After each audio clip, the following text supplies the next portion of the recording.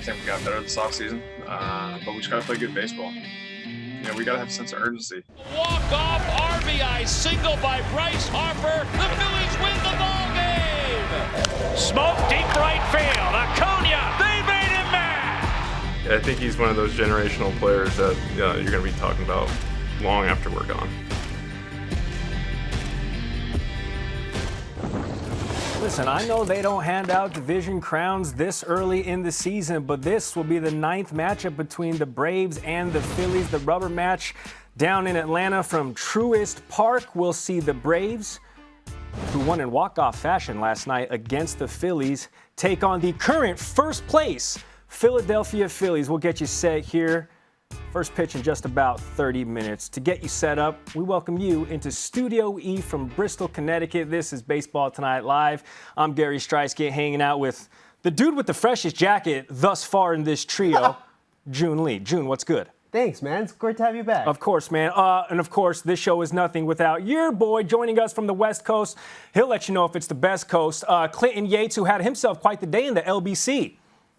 I did. I was hanging out having a good time, but happy Sunday, kiddos. I mean, that jacket is nice. It's no Tom Ford cologne, but that's a joke for the 3 people here. Of course, Joey G will join the program smelling impeccable. Of course, happy Mother's Day to all of the moms, our mothers, and every mother out there watching. This day is for you. Last night, if you were a mother as a fan of the Braves, you were very, very happy to see how this game transpired. Let's take you there. Bottom of the 9th, Phillies up 3-1. Braves down to their final strike. Pablo Sandoval wasn't even supposed to be on this team. I think they're happy that they kept him. 2-run home run to right center. That would tie the game at 3, so it needed extra innings. Phillies scored a 3-piece. Now we're in the bottom of the 12th.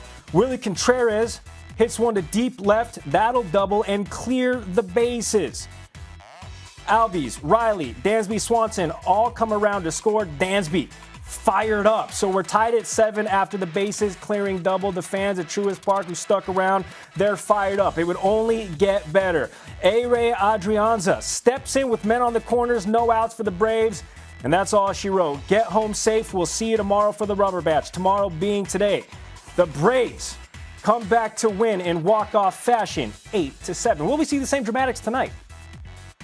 So let's focus in on one half of this rubber match tonight, and we're talking about the boys from Philly. In a new segment we are calling Fanatical or Fantastical. The premise is really quite simple because Phillies fans have a lot to be happy about as it presently sits. 30-some-odd games into the season, tied for first place. So what better time to prognosticate a 162-game season that ends in November than right about now? So we have to bring back in Clinton Yates to tee up 5 topics. And Yates, first, we're starting with the bullpen. Historically bad last year in Philadelphia. We're talking 7 ERA, dang near the worst in Major League Baseball since 1930. But right now, tied for 6th best in terms of saves in Major League Baseball. Fanatical or Fantastical here?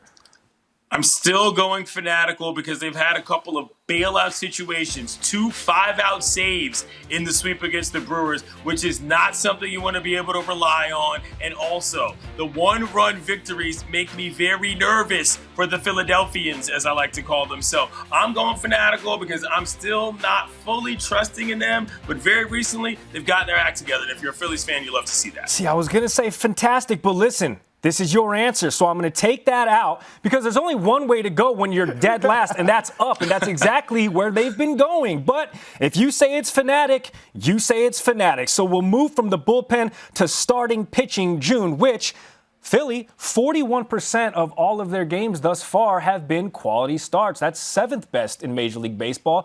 Fanatical or Fantastical? You say what? I'm going to go with Fantastic. For now, with like a caveat, obviously Zach Wheeler and Aaron Nola, those are the guys that this team is depending on at the top of that rotation.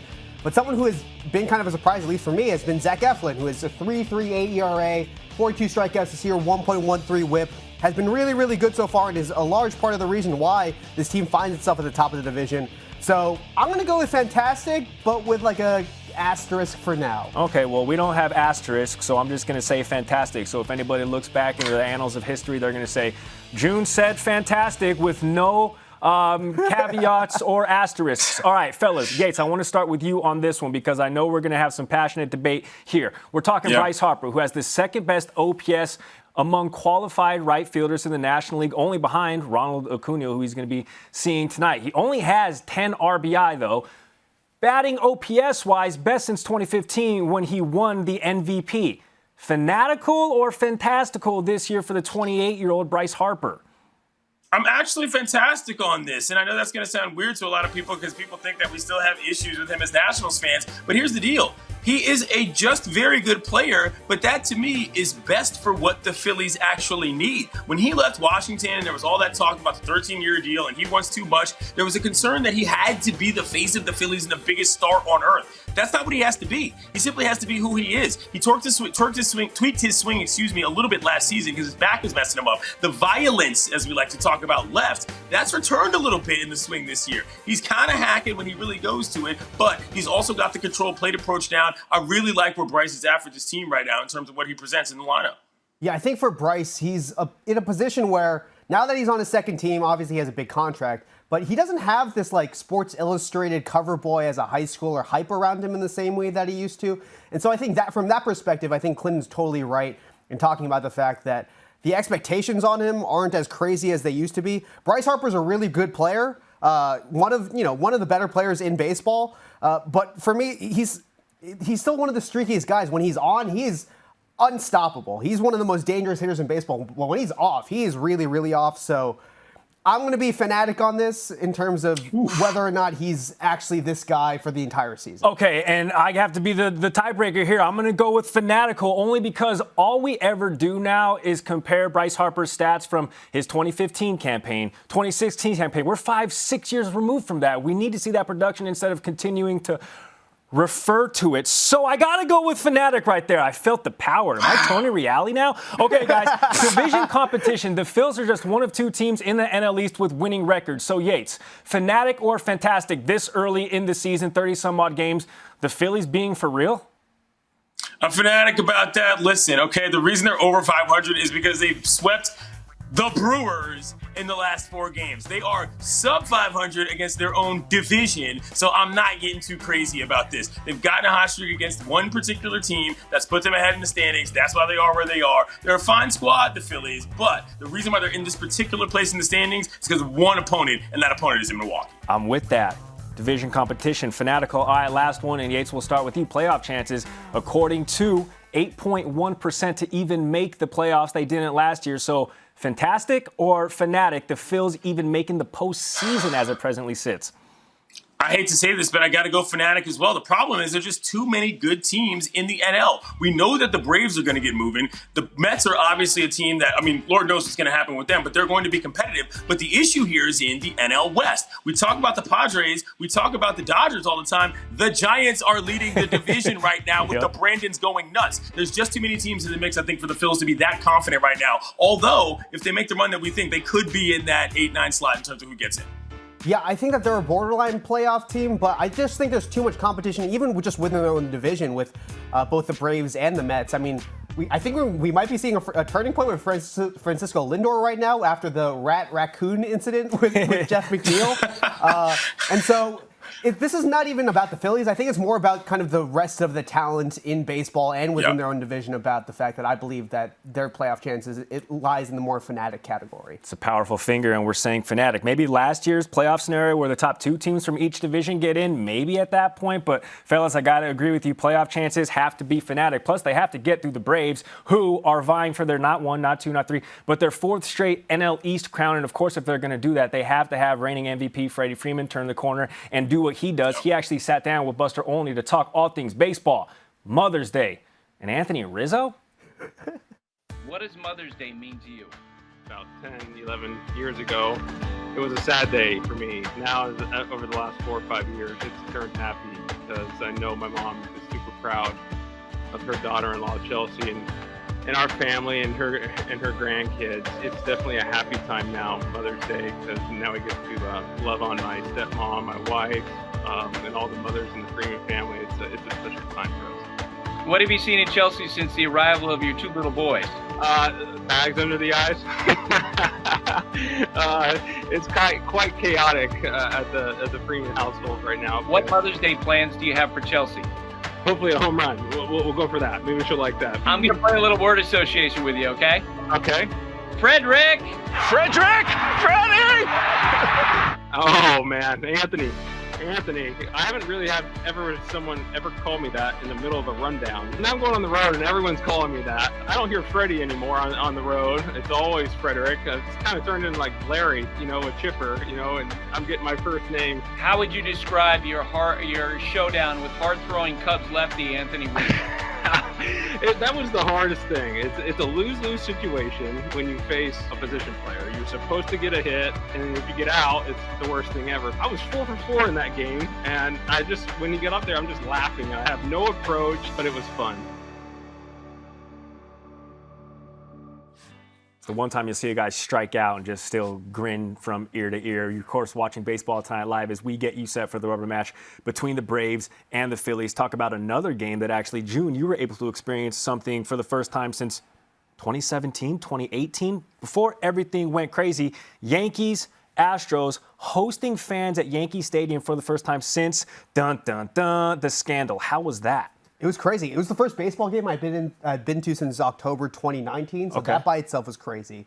But the Yankees fans were bananas. And as a Red Sox fan myself, I feel like I'm qualified to be able to label a group of fans that. This woman's name was Betsy Rivera. She snuck in an inflatable trash can through her waistband. I love her. To get it past security, to get it into the game because they weren't allowing these inflatable trash cans to get in. Security confiscated it at one point. They got it back. They blew it up again. They were telling me that they were going to try to blow it up for a third time, and obviously she got on the broadcast as well. And so, shout out to Betsy Rivera for sneaking in a trash can through your waistband. You are an accomplished journalist, Joon, and I got to imagine that is one of the top 1,000 interviews you were able to land through your illustrious yet still early and ongoing career. Definitely top 5, I think. Yates, what did you make of the first game back for the Astros and Yankees in Yankee Stadium with fans?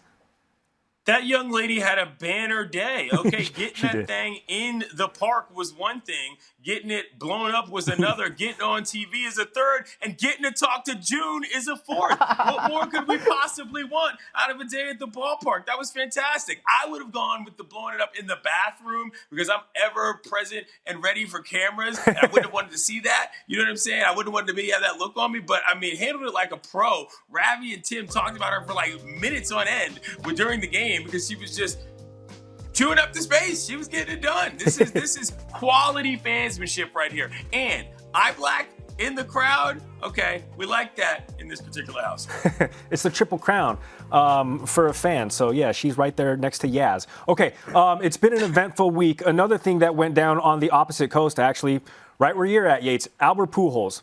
21 seasons as a big leaguer. His resume speaks for itself, but he was let go by the Angels in the final season of that gigantic 10-year contract that he signed. You're going to get your take on it first, but Joon, what did you make of the news, the Angels saying, we don't have a place for you here? Yeah, it was kind of sad. I feel like this is the way that a lot of legendary sports careers go. Like, as much as we love the corny sports movie, because sports can often be real-life corniness, we often see kind of Hall of Famers like Albert Pujols go out early. And it feels really, really odd to see him go out this way. It makes me, as a Red Sox fan, appreciate the fact that David Ortiz went out in this storybook fashion.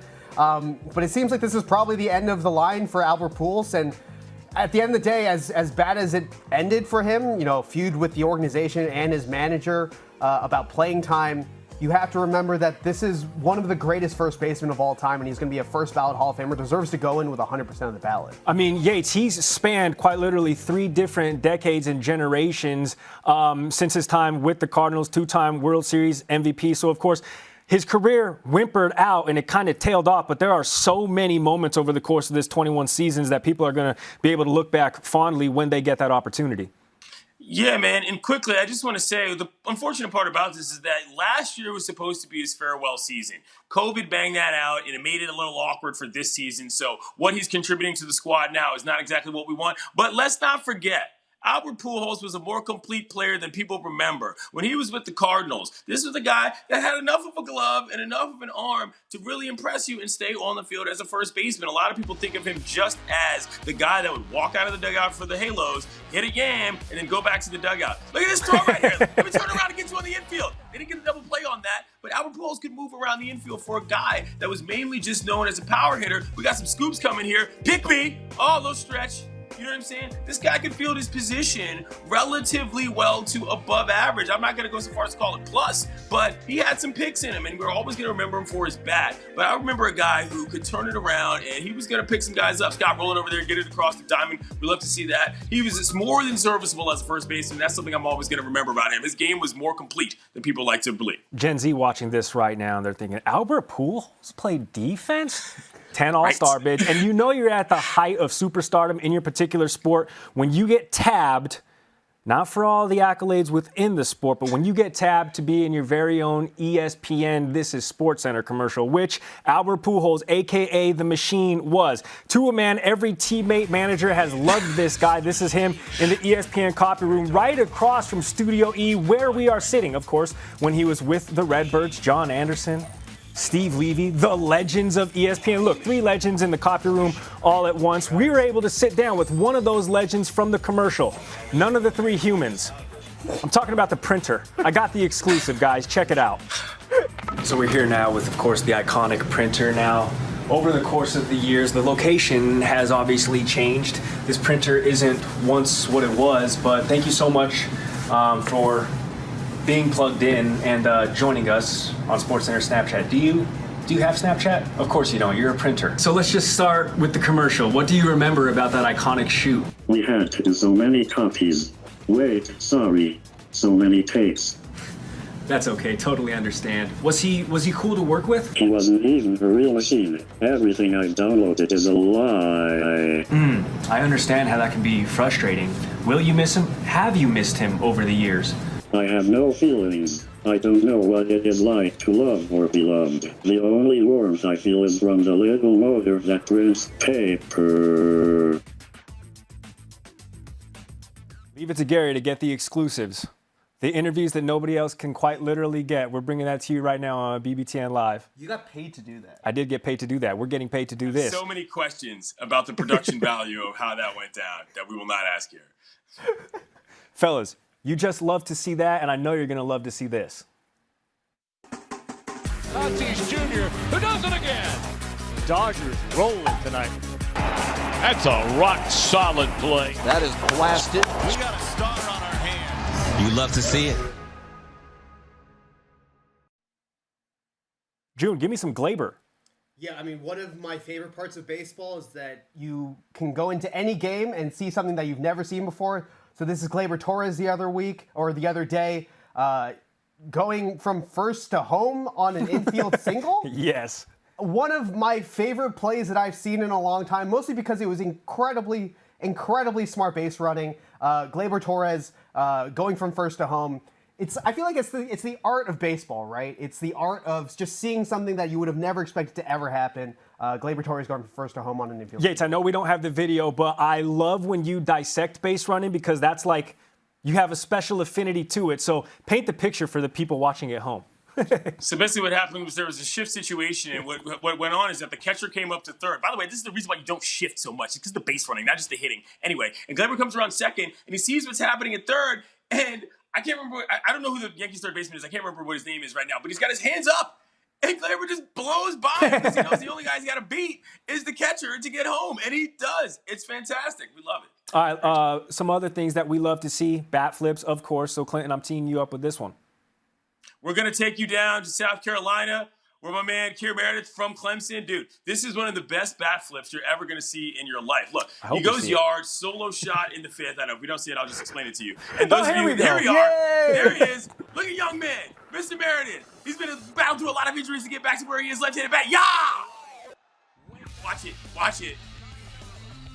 Oh, yeah, off the tin roof.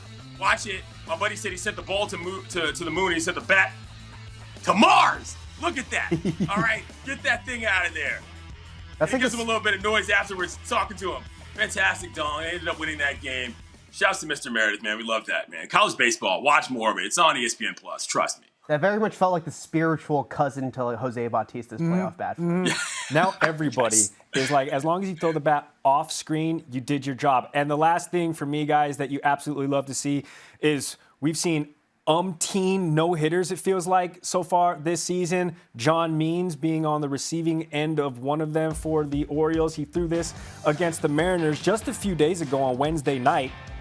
Would you believe me if I said that he probably never imagined himself having this moment in his MLB career? So much so that he actually has an active LinkedIn profile because, Joon, the backstory on this, he set this up because he didn't think he was going to have a big league career. Yeah, my friend Nathan Ruiz of the Baltimore Sun wrote this originally.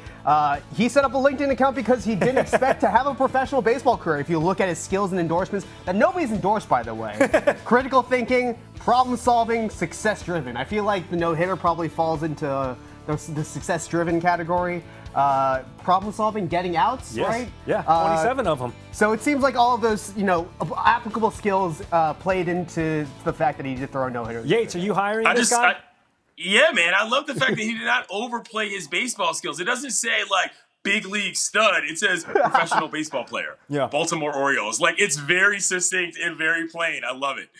And you saw there in professional experiences that when it's not baseball season, he can be a substitute teacher if and when you need him. All right, guys, you love to see that, and you're going to love to see this at the top of the hour. Phillies-Braves in just a little bit. Sign into your cable provider, ESPN, the app to watch the game. There's also a StatCast with Jason Benetti, Eduardo Perez, and Mike Petriolo on ESPN2, so peep that if you so desire. So if you're at all familiar with our humble little program here, Baseball Tonight Live, you know that we will allow literally anybody on the program. So now we've gone from a 2-shot to the 3-box to now the quad box. We welcome in the self-proclaimed greatest cabana boy of all time. Yes, that's what Joey Joya said. He joins us now on Baseball Tonight Live. Joey, what's good? The best cabana boy of all time. Silver Sands Beach Tennis Club, big shout out. All right, guys, today we have a brand new segment called Call Your GIF. So we're going to be taking a look at some of the more memorable moments, plays from the week. Could be good or bad. We're going to react to them, and then I'm going to surprise you with a GIF. What's this? He is pointing to the bleachers. He's calling his GIF.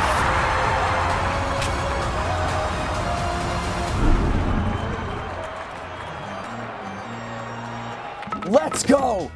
Leading off, let's head out to the Windy City for Cubs-Dodgers extra innings. Cubbies down 1, and Jock Peterson thinks he's got them all, and stoink? Whose man's is this, Clinton? You ever see a bat flip sack fly? All right, calm down. First of all, Jock Peterson is a guy who gets it done in October, and he thought he was going to get it against his former team. He really wanted it. I'm okay with this in this situation. Premature bat flip is very KBO, so I really appreciate the enthusiasm here. I'm very upset that you guys are defending him, celebrating a walk-off in extra innings that falls like substantially short of the right field fence. What are we doing here? Listen, not the best look for Jock, but guys, it's time to call my GIF. Okay. I'm going, like I said from before, Gary, we're going with a situation. We have a situation, and it is not a good one. Guys, just not a good look from Mr. Jock. This is exactly what I thought we would be getting out of this, and this is a perfect selection out of the gate. Sitch showing up. Thank you. He's back home, y'all. He's no longer in the plane. All right, in the 2-hole, we're going to Mets-Phillies. Michael Conforto rips a foul ball right up North High Street, and oh my goodness, not all heroes wear capes. With the ice cream in hand, Joon, I mean, is that not the biggest flex you could have on a date with your girl? Yeah, I mean, also, wouldn't that hurt? Yeah. Like, I feel like that would hurt a lot. Listen, as an not gonna lie, this wasn't even the foul best catcher, fan grab. This wasn't even the best fan grab in this game. Your boy watched it. If you check out when Didi went yard to right for the go-ahead homer, a dude made a catch in traffic with 2 hands that was almost better, although this guy probably had a better date. That guy also was not wearing a glove. So I'm giving the catch of the day to him, even though, Yates, you do have a valid point, did see that catch. But that foul ball catch is nothing like the one that I had in the summer of 2016. I'm going to bring it up every chance I get.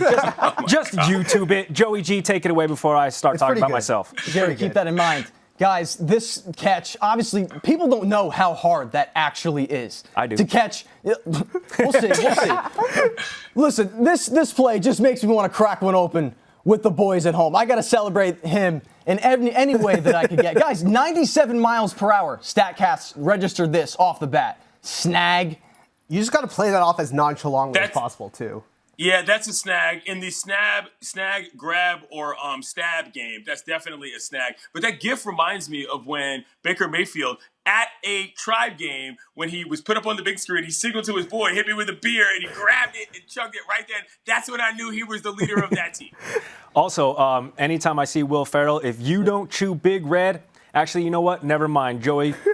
I can't say what I was about to say. What's the third one? Gary, I got a surprise for you, my friend. What did you mention before about the summer of You're the greatest Cabana boy of all time? Yes, besides that, what did you just say before? What did you do in 2016? Oh, the foul ball catch, the infamous foul ball catch in Toronto off of Will Middlebrooks in extra innings. I got you covered.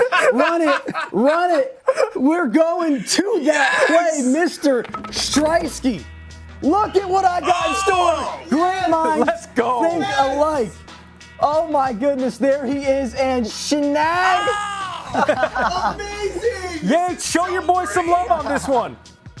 With the tie, and the button down. Look in the notebook in the right hand. He says, "What do you think?" He got out of the way, shielding the sun, the lights of the Rogers Center. Oh, this is a great grab. Tremendous fundamentals out of you. My favorite part about this is the Jim Halpert shrug at the end, too. Right at the camera. Yeah, always know where the cameras are. I love reminiscing about this, but also at the same time I hate it because people used to tell me that I looked like Cristiano Ronaldo. That was 6 years ago. They were lying. I don't want to know what they think I look like now. What's the GIF? The GIF? Listen, I got to tip my cap. Little Mr. Jalen Jeter. That's from, obviously, Jeter's last game in pinstripes. Gary, I tip my cap to you. And don't forget about the Jordan. We're going to call him Gary Striewski. Joey, I appreciate that. And listen, I know that we allow anybody on this show, but by the way you ended it, you're welcome back anytime. I know Clinton agrees. I know Joon agrees. Yeah. So the gift-awation was a good time. Thank you for joining us, and we will catch you next week. What's going to be an even better time, May 14th on Disney+. You're going to want to make sure you set your clock. I know Joon is and has because this is his favorite show. It's called Puppy Dog Pals.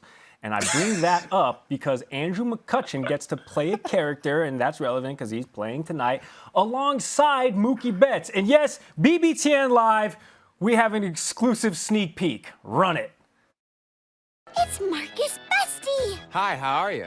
Nice to see you. Hey, Bestie, how are we gonna do this year? Gonna try our bestie. I have a 2-year-old. Her name's Kinley. She loves the show so much just because it's super educational. There's just a lot of things that Bingo and Rolly do that are important for kids growing up. Could you please tell us who you traded it to? Name's Wagaford Pete Cutchamuch, but you can call me Cutch. I want to be a part of Puppy Dog Pals because this is something that I've watched ever since my firstborn was born. My son loves Puppy Dog Pals. He wants to watch Bingo and Rolly every single day, go on their journeys. It's something that me and my son will be able to share together. Special card, huh?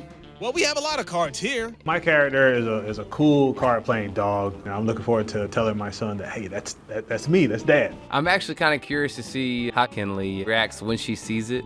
Hopefully she'll actually put 2 and 2 together and she figures it out. Being a part of this project with another professional baseball player like Mookie Betts is amazing. I'm about to finish up here, everyone. Thanks so much for coming to visit today. The recording session was amazing. It was just fun. I always said I wanted to voice a part in a show that Kinley loves. So being able to give the opportunity is a blessing, and I'm just honored to be a part of this. I love that on our pre-show call, there's Andrew McCutchen right there who voiced, I can't even remember the name. We were like, yes, the only reason these two agreed is because we guarantee their kids watch and love the show. So that, of course, is fantastic. May 14th, you saw right there, 10 a.m. Andrew McCutchen, 4 home runs, 14 RBI this season as the Phillies just minutes away From their rubber match against the Braves, Clinton Yates, we just have a couple minutes left here. What are you looking forward to in this game down in Atlanta? How did you forget the name of the character? It's Kutch. No, I knew it was Kutch, but it was more elongated than that. It was more elongated. Anyway, what I'm looking forward to is Aaron Nola getting back on the mound. They got their ace going on Sundays. This will be the third straight Mother's Day victory for the Phils if they get it. And Nola's had a couple of double-digit strikeout games in that park. I mean, he's been throwing pretty well, man. Looking forward to him. Joon? This is the cop-out easy answer, but Ronald Acuna Jr. leading the league in slugging, in home run, in runs and OPS. Just, one of a generational, dynamic player, and someone I just love every single opportunity I have the chance to watch him hit a baseball. And I know that, of course, Acuna, he is playing, and I love that even though they're not necessarily on the field at the same exact time unless one of them are batting, but, it's the two best right fielders, right, in the game, or at least in the NL East, we can say. So it is kind of one of those measuring stick situations. So looking forward to that, even though they're going to play, 8, 9, 10 times more this season. All right, guys, that was BBTN Live. Thank you for hanging out. But we can't get out of this episode without, of course, wishing all of the mothers watching at home and everybody who acts in that capacity a happy Mother's Day, including the mothers of this show. Can we run the full screen? Clinton, your mother, Renee, I think we're about to see Hi, here. Ma. There's Look my at mom, Lee. out here in the tremendous gear. Oh, yeah, absolutely. We see where you get it from. And then, of course, Joon, your mother, Sing In. Yeah, that's me as a 2-year-old, maybe 1-year-old.